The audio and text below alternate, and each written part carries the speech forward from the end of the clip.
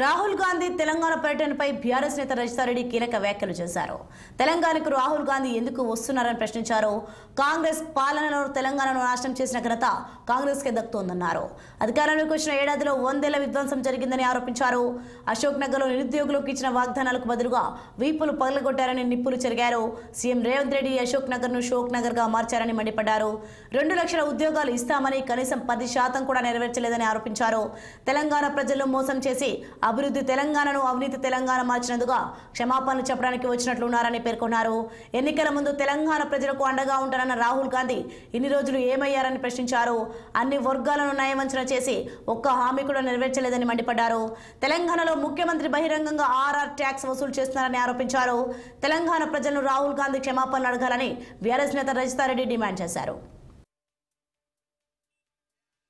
ఏం ముఖం పెట్టుకుని తెలంగాణ వస్తున్నాడో ఈ సోకాల్డ్ కాంగ్రెస్ పార్టీ మేధావులు సమాధానం చెప్పాలి.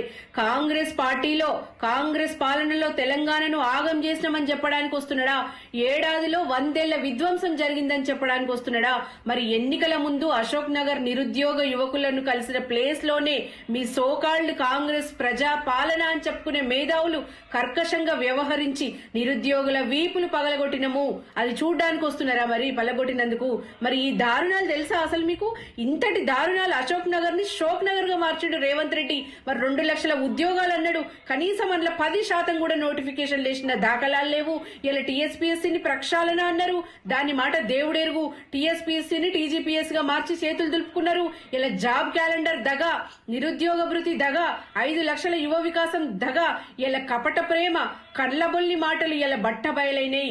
అందరినీ మోసం చేసి అభివృద్ధి తెలంగాణను అవినీతి తెలంగాణగా మార్చినందుకు కాంగ్రెస్ పార్టీన క్షమాపణ చెప్పిపోవడానికి వస్తున్నావా?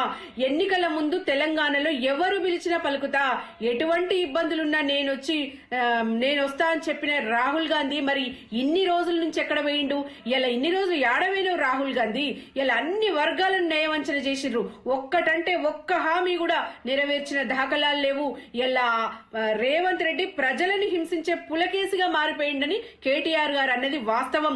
మీ మంత్రులు మీ ఎమ్మెల్యేలు ఎవరి ట్యాక్సులు వాళ్ళు వసూలు చేసుకుంటారు, అవి చూడడానికి వస్తున్నావా? ముఖ్యమంత్రి గారు బహిరంగంగా Revanth Reddy tax RR tax వసూలు చేస్తున్నాడు, మరి అవన్నీ చూడడానికి వస్తున్నారా? ఒకటా రెండా సర్వం మోసమే. కాంగ్రెస్ పాలనలో ఇలా రాహుల్ గాంధీ అధ్యక్షతన అన్ని మోసాలు ఇవన్నీ క్షమించమని తెలంగాణ ప్రజలను అడగడానికి వస్తున్నావా రాహుల్ గాంధీ? ఇలా తప్పకుండా క్షమాపణ అడగాల్సిన బాధ్యత నీకుంది.